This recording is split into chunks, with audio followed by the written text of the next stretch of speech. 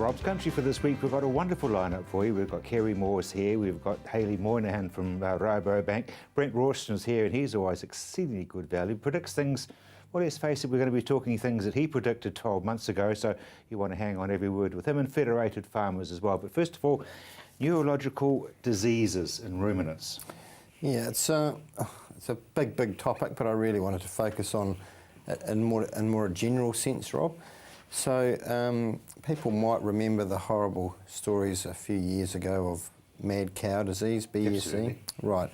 So it caused big problems in Britain in particular, with lots and lots of animals slaughtered and lots of big headlines around the place. So mad cow disease, or BSE as it's called, is one of a number of neurological diseases in ruminants that come by varying names, and we can talk about each one of them a little bit more in a few minutes perhaps. But this problem in the United Kingdom, where we had supposed transmission to human sufferers, that caused a big furore, and now we have to maintain market access for a number of markets, we have to prove that we don't have the disease in this country, or any of the related diseases. And to do that requires a certain number of brain samples being submitted from animals with symptoms of disease that could potentially be caused through these horrible range of diseases. So there are similar symptoms from different diseases? Yes, so we talked about mad cow, or BSE as it's known, and so the symptoms with that disease can involve anything from quite aggressive behaviour to animals that just can't walk or very wobbly on their legs, to animals that are recumbent or go down. And so you can imagine in a normal farming scenario that can encroach on a number of things. You've got ryegrass staggers, you've got calcium deficiency. I mean, how much time have you got? Absolutely. So there's a number of criteria that need to be fulfilled to have access to the scheme, but the big hallmark of this is that for us to get the numbers as a country to monitor and prove our freedom from these diseases, there's incentives, financial incentives there. So what we have is financial benefit to both the farmer and the veterinarian involved in submitting the samples, as long as these criteria are met. And so with cattle, we're talking about animals of a certain age group, so young animals are excluded, and it's got to be diseases of a certain chronicity. So the symptoms have to have gone on for some time. But for instance, downer cows that are unresponsive to normal metabolic treatments, they could well be acceptable. The benefits are that we always get a diagnosis for the neurological disease because we're submitting the brain samples to see what's causing the problem. And so it's kind of a win-win all round really. Financially, the farmer gets a diagnosis as well as the veterinarian, and so things get managed more appropriately. So cows are not the only species. There's a disease called scrapie in sheep, which especially some of the older listeners might be able to relate to or remember. There's been a couple of scrapie outbreaks in fairly modern history in New Zealand, and imported groups of sheep. Both of them, thankfully, have been managed through slaughter of the group and detection of the disease before the animals were shed into the main population. Because they were still in quarantine at the time. Absolutely. It is a disease that we still see in the United Kingdom and certain parts of Europe, and that is pretty much the sheep form of BSE. So it's very similar symptoms. So with sheep, again, animals that are in the mid-range of age group and have long-standing or more chronic evidence of neurological disease will be eligible for the scheme. And again, there's financial incentive to submit the case for diagnostics, and rather than the farmer having to pay to get a diagnosis, he's getting paid, which is pretty impressive. Exactly. Because I was sitting here thinking it's like French law. You're guilty until you prove yourself innocent. That's right. That's what they're doing to us. It's sort of a bit backwards, isn't it? But yeah, it's great, and I think it's a win-win for everyone. I should mention another specific and interesting variant of these diseases, and that's a disease called chronic wasting disease. And it's the same disease, it's the equivalent of mad cow and scrapie seen in deer. And so these animals typically present with dramatic weight loss and pneumonia, and that's because Deer often don't show the classic neurological signs that sheep and cows do, but they end up having problems swallowing, and so they end up inhaling a lot of food material and saliva and developing a pneumonia and not being able to swallow food. And so the symptoms in deer, for instance, are just weight loss and pneumonia. And so again, there can be a range, you can imagine there's a range of diseases that might give us those sort of symptoms in farm deer, and that could be eligible for diagnostic procedures for a farmer to find out exactly what's going on. So that comes under the same scheme? Absolutely. So you say that it's a win-win because they get a brain, but does it not cost them anything? It doesn't cost them anything, they actually get paid. And so does the vet get paid for taking the sample. Well, that's rather good that you get paid. Absolutely, yeah. It is, not very often, with all due respect. I remember that. So how do you get involved with it? So basically, it's the veterinarian should know, but I guess it's just an impetus that if you do have even the odd sporadic case of neurological disease, even in one individual, maybe the onus should be on contacting the vet, even if under normal situations you might just put it off as a one-off event, and it's not worth the financial investment in getting veterinary intervention or veterinary expertise for one or two animals in a group that makes it otherwise financially a non-event in investigating these symptoms. So I think it's hopefully any stock owners, it might give them the impetus that if such animals show these diseases, they'll get the veterinarian involved. So they ring the veterinarian who comes out while the animal's still alive. Would you cut its head off and take the head? No, it's got to be alive when we attend it, because we have to verify the symptoms, and then we'll cut the head off, as you say. Well, I mean, there's no other way you can put it, is there, really? That's right. So generally we'll euthanize the animal after we've examined it properly, and if it fulfills the criteria, or whether there's been a non-response to treatment, perhaps we're going to try treating it or ruling out other more common diseases first, and then maybe it'll be a second attendance that might result in the euthanasia, and then generally we'll take the head back to the clinic and we'll take the brain out. Yeah. Do we know how these BSEs and things actually spread? Yeah, very interesting.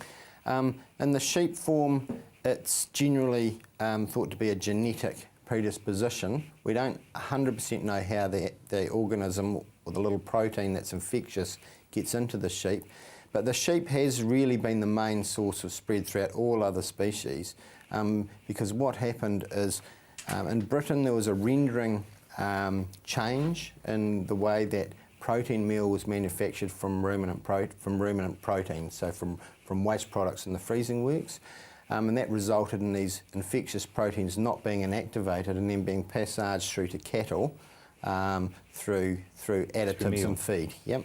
And then the same problem occurred, and that's how the jump between the cattle and the human species barrier occurred as well.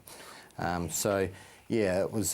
That's how it happened. Hopefully, now there's very strict rules and laws internationally on being able to feed ruminant-derived or animal-derived protein to other animals, particularly ruminants, and so hopefully that'll be put into the bowels of history, and we won't have to worry about the problem again. Let's hope so, and in the meantime we're struggling to say that we are in fact innocent. Thank you very much indeed.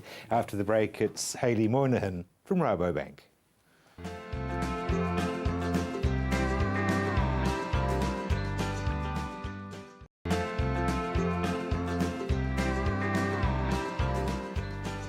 Welcome back to Rob's Country.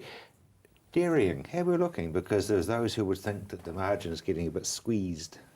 From a New Zealand perspective, the margin's certainly getting squeezed, and that's probably a reflection of what's happened in the last 5 to 7 years, that we've ridden this huge wave of a change in prices globally. New Zealand farmers have cut their cloth to suit, which has meant a huge expansion in production, but also some expanded production costs as well. So I think some of that will come to bear as the market inevitably changes, and that squeeze does come on margins for New Zealand farmers. Because milk is a commodity worldwide, isn't it? It is a commodity, and it is reasonably widely traded, but still only a relatively small amount crossing borders. But increasingly the disparity between the importing countries and the exporting countries has become wider, and it is unusual from a dairy perspective that actually all of the exporting countries are developed countries, which is unusual. Normally agricultural exporters are emerging markets or third world countries. So that makes dairy slightly unusual and means that those cost pressures become even more evident.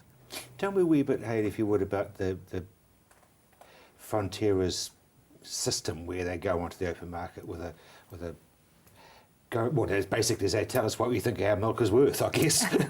Talking about the global dairy trade auction. I think that's what I'm looking for, yes. The internet auction. Yeah, so that... There's just a wee senior moment there. That is somewhat unique in that it's reasonably new because, of course, most of the other commodities, if you like, if we're talking about grains or oilseeds in particular, have been traded on market exchanges for such a long time. But dairy never had that. So Fonterra did take the lead in 2008 in developing that auction system that other sellers have now joined, and it is a method of price discovery, but of course you do take the risk that it's what bidders are prepared to pay on the day, and it's very transparent, and particularly at the moment when there's a lot of product choice around, you can understand, and I would do the same if I was a buyer, you stand out of the market and you wait and see how low it will go. And so that is an auction system. Conversely, we saw last year what happens when there's a scarcity of supply and bidders just bid each other up and you get a very high price. So you do have to take the good with the bad in that type of system. And of course, looking locally, we've got interest rates that are going up. We've got the dollar that's still hovering like a helicopter in the top 80s. Yeah, there's a perfect storm approaching, and look, we had all of the tailwinds last year, if you like, in terms of we had high prices, we had low interest rates, and we had pretty good weather in most places around the country last year. So inevitably those things turn, and they've pretty much turned all at once. Luckily, we've still got reasonably good weather in most parts, but certainly the interest rate cycles turned and the commodity price cycles turned. So both of those things are what will apply the squeeze over the coming 12 months. There'll be those who will say that the bubble's burst. No, I don't think it's a case of the bubble bursting. It's always acknowledged that high prices don't last forever, and the only thing that cures high prices is high prices. And the production response that we've seen from dairy farmers around the world, not just in New Zealand, was actually quite swift. You know, European producers have really made the most of high prices and even been willing to pay the penalties for above quota production. So milk's been flowing out of Europe pretty readily. New Zealand farmers themselves responded very well in the past 12 months, and US farmers starting to respond now after a tough couple of years for them. But the high prices will bring the milk to the market. That's what it's shown us. Are we lucky because we're off season to the Northern Hemisphere, or do we not make much difference? The two seasons are quite complementary. So, you know, at the moment it's really been the European selling season, and all eyes are now looking to how strong the New Zealand sales come through. If European production continues to trend higher, as it is at the moment, then that will put some pressure on the New Zealand season undoubtedly, because we'll see that European product carry over more into the New Zealand season than it otherwise would. So timing is everything. Yep. Okay. What figure should people be working on as far as their budgets? I mean, what are the banks working on, for example? Yeah, I think most of the banks had moved to around the $6 mark even before Fonterra's announcement of the $6 milk price. And look, that's probably reasonable at the moment. We'd always encourage farmers to do a reasonably wide sensitivity analysis. You know, just have a quick look at what the cash flow looks like at $5.50 in terms of what would be the end of season result, and understand exactly what decisions they might make if that could happen. At this point, we're anticipating that we'll see a global price recovery probably around Christmas or early part of next year, and that will help this season's payout, but it's certainly not going to move it up substantially. We wouldn't think. We are banking on that recovery to support a payout around the $6 mark. So if you work on $5.50 or $6, if you get over that, it's a bonus. Absolutely, and particularly it's good to have this signal so early in the season, because it does give farmers an opportunity to cut their cloth to suit in terms of that big expenditure that comes through the spring, and understanding exactly what can and can't be sacrificed from an expenditure point of view. So having the signal early is important. Tell me what sort of waves the synthetic milk announcements have caused, if any? Not too much at all. I know it's had some media publicity. I liken it very much to the the corn product that's available, which is a meat substitute product that's grown from a fungus, effectively. And that's been around for 20 or 30 years, and yet we still all quite happily eat meat. So, yeah, exactly. So synthetic milk I do put in a somewhat similar category, at least at this stage. Because it was really quite funny, because all of a sudden people got terribly excited because it was in the paper. You know, the whole dairy industry was going to be wiped out. So yeah. No, we've had synthetic meat for some time, yep. and you know, it's consumed by a reasonable number of people, but it certainly hasn't replaced the actual meat industry. Thank you. I would have got mail if I hadn't asked you. Environment. Yeah, the environmental competitive space is something that we've looked at quite closely, because it is having a much bigger influence on obviously what's happening in New Zealand and even particularly in regions like Canterbury. So we looked at a comparison, again using dairy, with how regulations have played out in places like the Netherlands and California. And it tells us a couple of pretty important things, that you know, this is an ongoing journey, if you like, in terms of the regulatory space. It doesn't go away. It does impact competitiveness, because it impacts growth of industries and it impacts production costs. So we know that, but from a New Zealand point of view, we haven't yet built that into our system. And so that's something we need to be very aware of when we're looking at our competitiveness globally, because others already do have it in their system, in terms of they're already have it in their production costs, they've already accounted for it. And that's going to be a new cost challenge for us, or a new growth challenge, or potentially both. I was going to say potentially both, because they should go hand in hand. They do, and much of it depends how farmers respond to that challenge, because for some, you know, they'll be comfortable with a certain farm system as opposed to others, and that will very much determine production levels, it'll determine production cost levels, and that'll come down to a very personal farmer choice, I would expect. And so that's something that people should be looking at right now? Absolutely. We'd encourage people to become very familiar with how regulations are evolving in their regions and even their specific catchments, so that they can be aware of what future changes might be required on their land or any future land that might be purchased. Hayley, thank you once again. My pleasure. Absolutely lovely having you on board. Now, obviously it is dairying time, and it's dairying calving time, and the Ministry of Primary Industries have got some guidelines that they want you to remember this spring. Normally at this time of the year is a busy time for the farmers. Obviously most farmers, dairy farmers, will have started calving this time of the year, and also lambing not being too far away also. The key things that we're looking at really from the Ministry's point of view is body condition of animals. We're wanting animals to be in good shape for lambing and calving.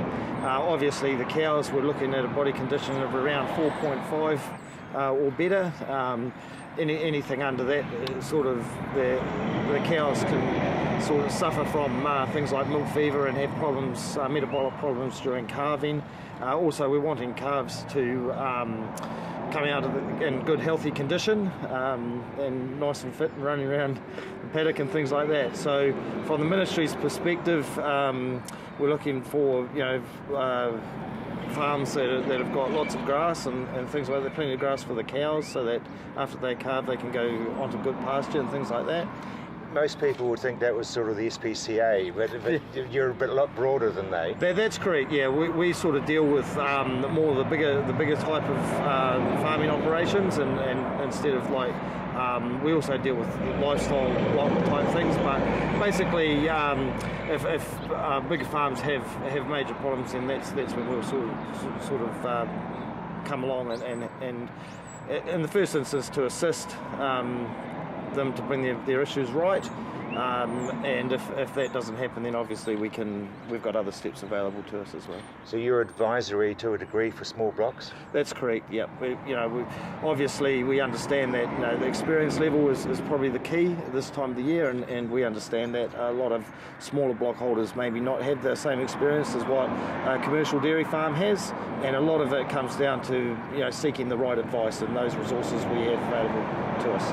Because it can be tricky for a small block holder, because with the fleece of wool on, a ewe looks in good condition but may not be. That's absolutely right, Rob. And again, with sheep, the only real way to measure a sheep's body condition score is actually to put your hands on the sheep and go basically from the back down to the rear end. And again, you're probably feeling for bones and things like that. And you know, obviously with sheep with good meat on their rear end are going to lamb in a lot better condition than bony ones. And we'll be having more about that from a vet very shortly on the program. But after the break, it's Brent Rawstron.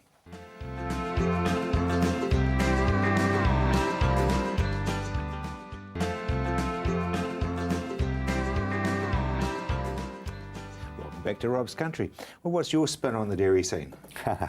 Well, some of your viewers may recall that almost exactly a year ago, I predicted that we're going to have a very much decline in prices, somewhere around the $5.50 to $6 mark. Which is what's just being confirmed, banking-wise. Thank you. But at a time, of course, when Fonterra were talking up to the high sevens, and then obviously went over 8 in the end for last season. Because we just returned from the US and saw the rapid gain in conversion to dairying in the US. And particularly we saw it in these huge sheds being built to house the animals. And they're building these sheds, and obviously a lot of farmers in New Zealand, I saw one of them in your preliminary clip, of housing cows in New Zealand is becoming quite the thing to do. Whereas before, you go back 5-10 years or so, New Zealand used to pride itself in its low cost of production of milk, and that's why we were competitive, particularly in the Waikato. You grew grass 12 months of the year, and you could harvest it themselves, and et cetera, et cetera. Well, for a whole lot of reasons, for effluent control, for the health of the animal, keep them cooler in summer and warmer in winter, then the farmers are working to house them in reasonably moderate climate, unlike North America, which certainly the northern prairie states gets quite cold, so they have to have them inside.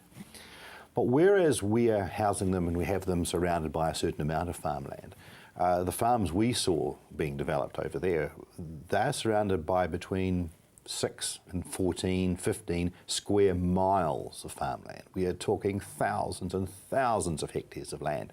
A square mile is 640 acres, roughly 300 hectares, and they could be surrounded by 10 of these, 10 square miles. So their cost of cutting and carrying the feed and the scale that they can do it on is absolutely mammoth. And where we had seen up until last year, about when we were overseas last year, there had been a subsidy for producing grain for turning into ethanol. All of a sudden, America said, well, we don't need to do that. That's not working very well. And so the surplus grain coming onto the market was available, therefore, to be fed to animals at a very, very affordable price. It didn't take a rocket scientist to work out that they were going to move to dairying very quickly, because Fonterra, bless their cotton-picking socks, had actually advertised every 2 weeks what the world price of milk is. They have a public auction and say, whoopee, we're getting 4,000 a tonne. Look at us. So they say, well, we'll come in at 3,995 and sell it to your customers. Like, it's pretty simple stuff. They don't have to do any research. They know exactly what the price is going to be, because we're telling the world what the price is that people want to pay. So they're just saying, well, this is just pennies from heaven, people, we're away. So I was telling them to my banker about this, and he's always said, yeah, we're looking a little bit at it. He said, because you realise North America's only got to increase its production 5% to be 35% of Fonterra's production. 5%? That's with almost the year of statistical significance. Era of judgment, isn't it? It's correct. Yeah. The reason they hadn't been a competitor to us in the past is because their milk had been for local consumption. Basically, taken to a factory, packaged into products going out to the supermarkets. They didn't have the drying plants that we had to make the milk powder. But they started building these about 2 years ago, and they're building them flat out. And big. And big. And so they are direct competition at a price scale, doing exactly the same type of dairying as we're doing now, housing your animals, cutting the food to them, but they'll take us out. And if things go wrong for them, they're a country quite happy to go subsidising. So all of a sudden, whoa, we're up against a monolith who's quite prepared to keep agricultural subsidies going. And if they see this, and America's an exporting country, they're running a weak dollar because they like exporting. And it's doing their exporters the world of good because they're running a weak dollar. They don't want the dollar to go up very much because it'll hurt their exports. So they will be very much, into blowing out Fonterra in terms of production of dairying. Anyone who thinks otherwise is dreaming. And as Hayley said, we get into a perfect storm. Absolutely. It's the wine industry of 5 years ago. Perfect storm coming up. Everything went wrong at the same time. All they've got to have now is a El Nino drought, and it'll be absolutely clickety-boo. Right. Sorry, dairy farmers, hate to tell you this, but I warned you a year ago, you've got problems coming. Yes, you did. You actually said there was clouds on the horizon. And they were storm clouds. Yeah. Yeah, they were bad. You mentioned the wine industry. Yeah, we had a fabulous harvest. At least anyone who harvested before the 8th of April did. Anyone who harvested from the 9th of April onwards. I was going to say there'd be those who would disagree because they were after the 9th. Sure. Yeah. Luckily, we have, Shirley and I are both winemakers. We also employ a very good wine consultant. And he is not terribly worried about sugar levels and acidity levels. He's just worried about taste. And he said, basically, right at the beginning, like he did last year, guys, pull it off. Pull it off quick. You're ready to go. Get it into the winery. Get it done. And so we harvested a fabulous harvest. 200 tonnes more than we've ever harvested before. So it was a fabulous harvest for us. Reasonable quality. Only because of your timing? Yeah, totally. It was the timing. Totally good. Well, good advice. And we just went with it. Absolutely. We've got some lovely fruit in there. Nothing like as intense as 13. 13 was a very intense year in terms of flavour profile. This year is a very pleasant profile with very much the sort of passion fruits, little less of the grapefruit, and certainly a lot less of gooseberries in terms of Sauvignon Blanc. We're probably more of passion fruit with sort of slightly sweeter orange. There's a delicate flavour, which I think is going to suit my main market, which is the US, because it's often a little bit hard to stick a really good asparagus-y, capsicum, gooseberry type Sauvignon Blanc to them, and they're used to drinking highly oaked Chardonnays out of California. You say, well, try this, and they think, so go a bit cross-eyed and say, well, whoa, that's a bit different, isn't it? What's that? Yeah, but there's a seriously growing market for that flavour profile in the US. And unlike the major, we've had a big harvest, 30% up on, 30,000 tonnes up on the previous best harvest over New Zealand. But unlike the perfect storm for us in 2008, 2009, 2010, the market has grown for New Zealand Sauvignon Blanc, and there's very little extra that we'll ever be able to produce. There's about 3,000 hectares of Marlborough left that can be planted, and most of it won't get planted for a whole lot of reasons. So, Thousand Lakes Rally. Thousand Lake Rally, fabulous rally, best rally in the world, obviously. Hayden Paddon. Hayden Paddon, yes, he's looking to do well. It's the event he's done 5 times. I think he will go very well, but then so will the Finns, because it's their event. And for me, very special rally. I did it twice, 82 and 85, and had the great pleasure of introducing Hayden's co-driver to co-driving in 1985 when the co-driver was. You've been around that long? Yeah, we've both been around that long. I had a person lined up to co-drive for me, and he became unavailable at the spur of the moment. So John, who'd always prided himself being a driver, I persuaded him to become a co-driver. And away we went, and he's moved on to very, very green pastures ever since. He always was going to be a good co-driver because he was always so organised. But we're very fond memories of that first event, and for co-driving, because we obviously all these pace notes, and I don't think it was pace note stuff, so it wasn't really much of any of it. So we, for some reason, had got hold of the pace notes from Henry Toivonen, one of the works drivers in an 037. And we used those in practice, and those seemed a bit okay, and for whatever notes were supposed to be. But we didn't really know how to use them, so JK said to his co-driver, well, as a stage like, oh, Empoya, how do you read these notes? And he goes, oh, it's quite simple. He said, when we leave the start line, I read as fast as I can. I read flat out. I can read no faster. And if I get to the end of the stage and I have finished the notes before Henry has, then he's done a slow time. But if he can drive faster than I can read, we've done a very fast time. On that note, thank you very much indeed. After the break, we're talking to Kerry Moore from Rural Women, New Zealand.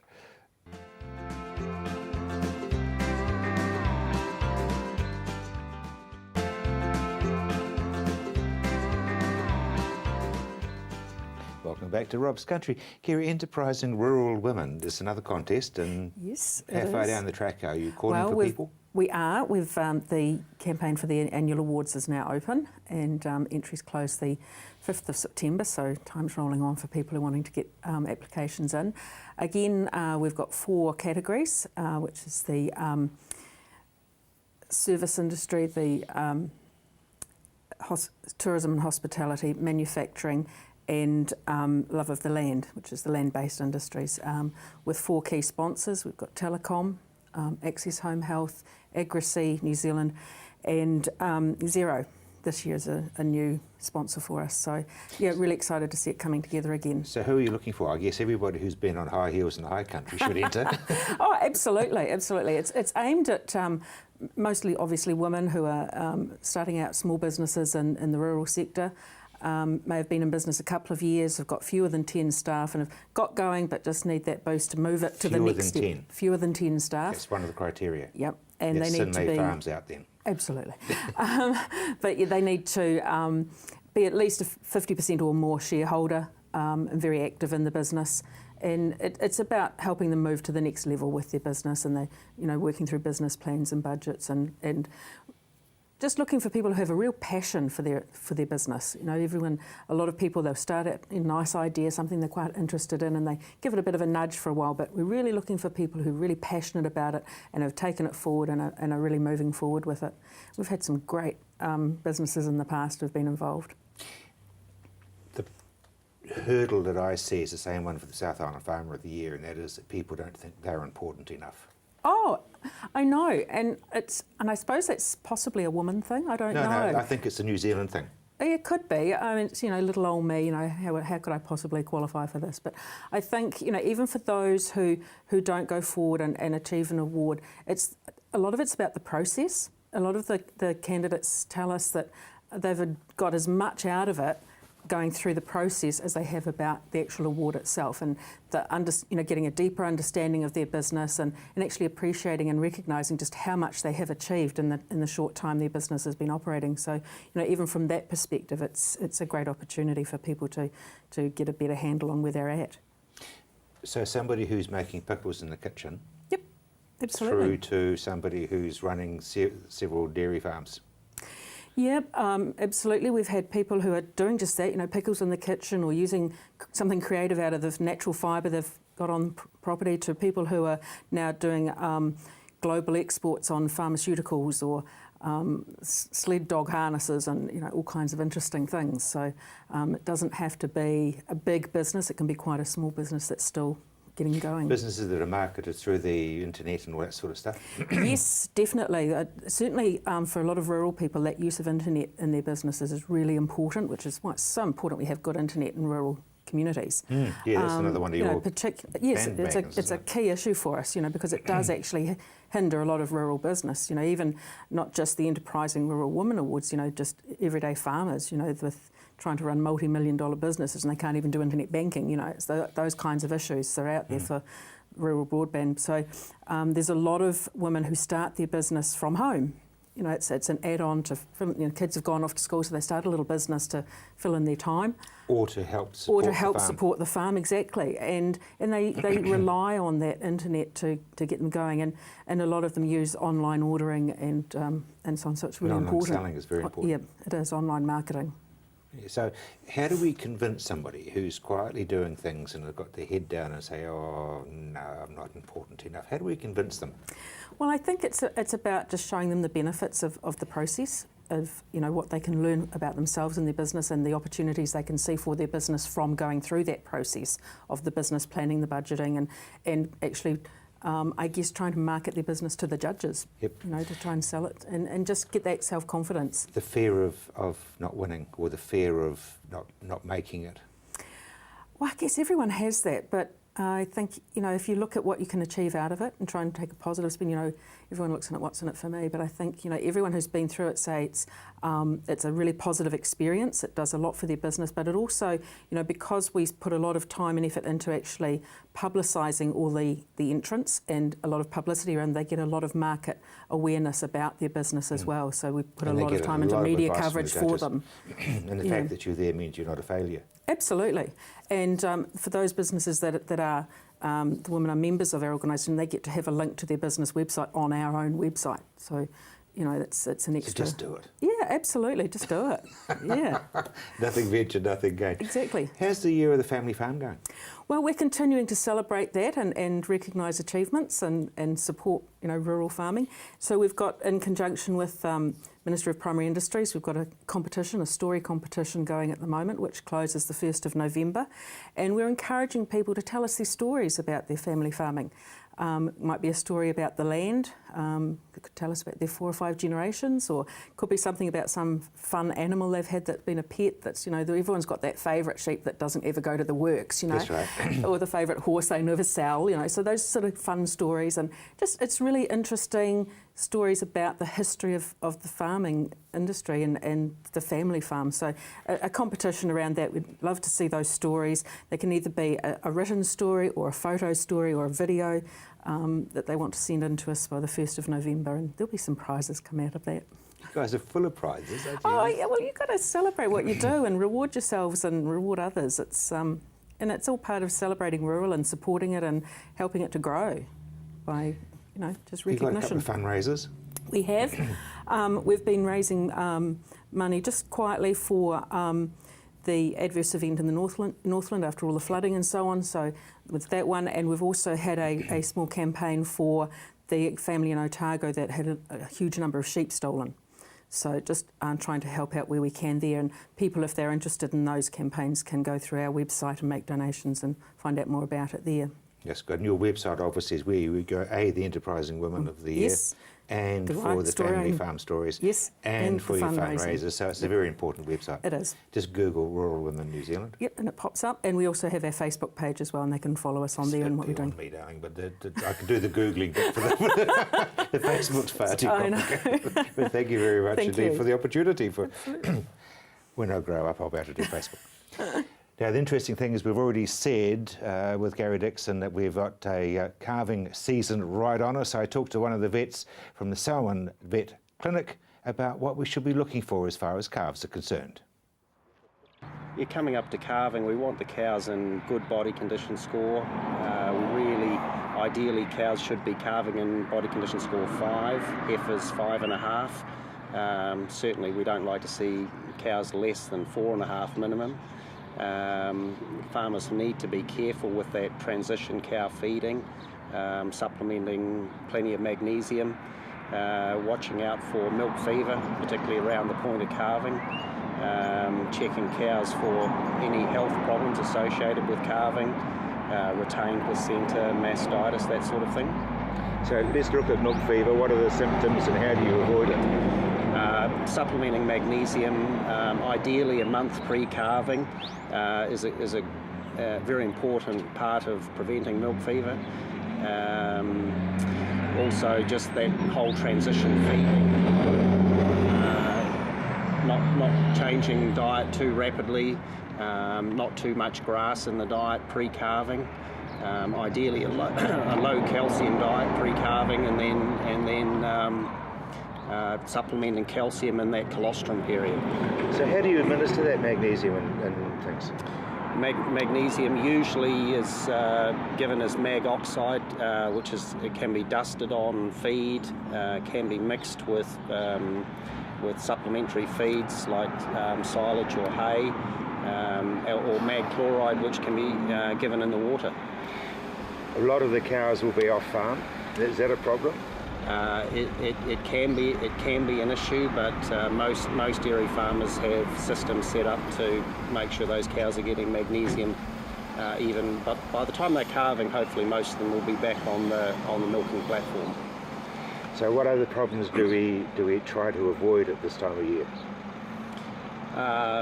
Well, mastitis, retained membranes, uterine infections, all of the sort of issues that are associated with potential problems around calving.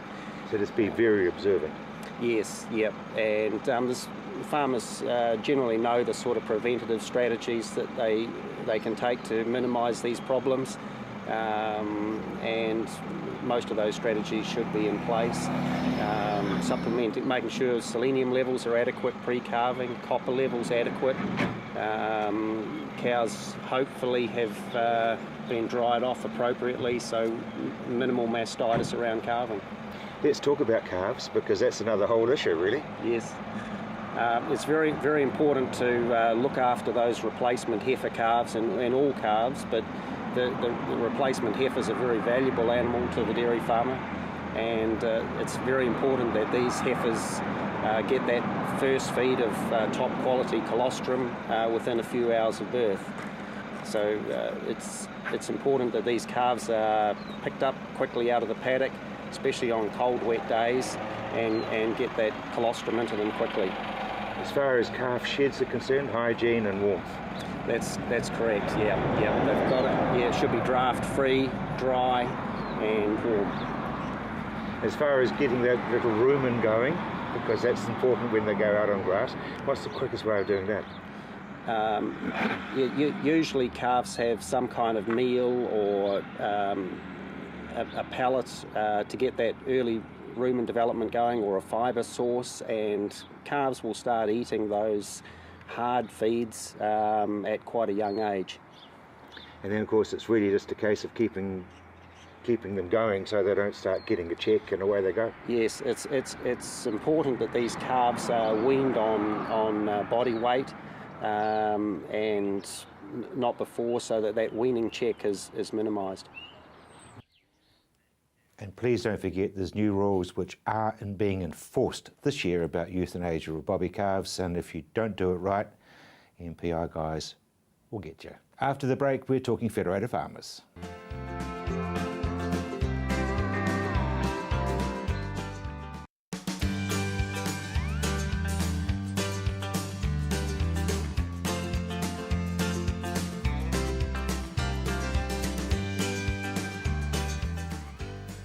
Welcome back to Rob's Country. I could ask you what winter, couldn't I, as far as a beekeeper's concerned? Yeah, you did right there, Rob. It's been a funny old winter, and especially after the weather we've got today, it's like spring weather. So we've had that many frosts, and we've had a lot of rain. But yeah, it's been interesting for the bees, and I think they'll hopefully we're about to start looking at them next week for the first round. So that'll be interesting to see how they've come through the winter. But with the weather we've had, and they've had some fine days to get out, should be good. Couple of nor'west days, and do they come buzzing out?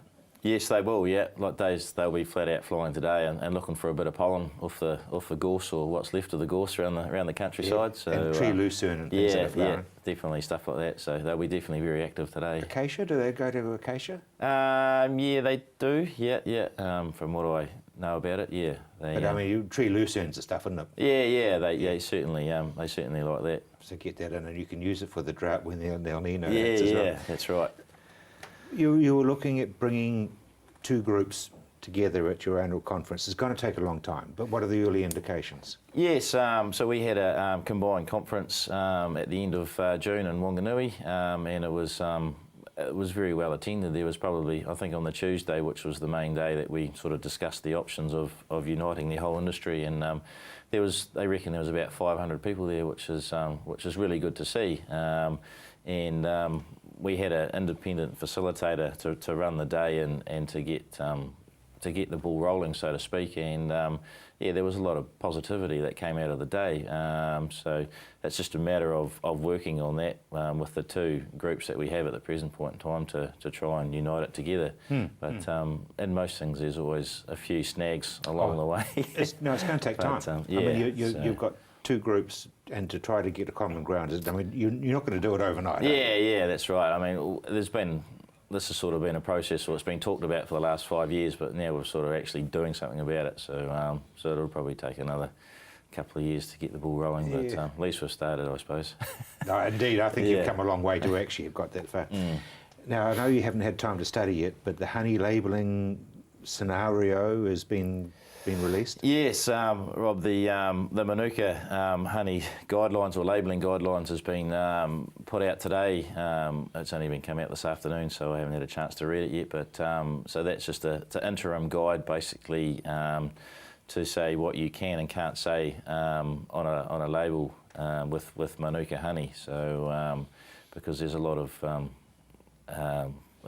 advertising out there at the moment on labels to say that it's health benefits and stuff like that. But basically, from my interpretation, is that if you make a health claim like that, you need to have peer-reviewed science behind your claim to say it. So if you don't have that, then you can't say it. So there's hardly any research out there so far. Who set the guidelines out? MPI have set it up basically with. They've been working with two industry groups. One has been science-based people, and the other one has been basically from a broad range of the industry. There's been 7, I think, in each group. So they've come to these agreements, but I think it's been a bit of loggerheads. Yeah, well, once again. Yeah. I mean, but it's good because MPI, Ministry of Primary Industries, is independent. Yeah, absolutely. I think my personal opinion and concern is that it's all good for them to have the guidelines, but hopefully that they will act on these guidelines and prosecute people or go that far to... I'm pretty sure they will. Yeah, that's what we're all hoping. The new MPI is Yeah. I mean, I talk a lot with Gary Dixon, and yeah, they are seriously looking after our industry as a whole, as an umbrella. So I think you can sleep easy on that one. Yeah, hopefully. So basically, it'll be export as well as domestic use, I would assume. Yes, absolutely. Yeah. I mean, the major problems that we've had so far has been the export-based stuff. So we've had a lot of bad press, and especially the stuff they did in Singapore and the testing they did there and stuff. So. Good thing is you're taking quantum leaps to fix it. Yeah. Hopefully we're on the right track. Exactly. Have a wonderful season, because you're getting into that season. Your legs will be a blur again very shortly. But thank you very much indeed. Thanks, Rob. Phone numbers, including Federated Farmers, that you want to jot down on your screen now.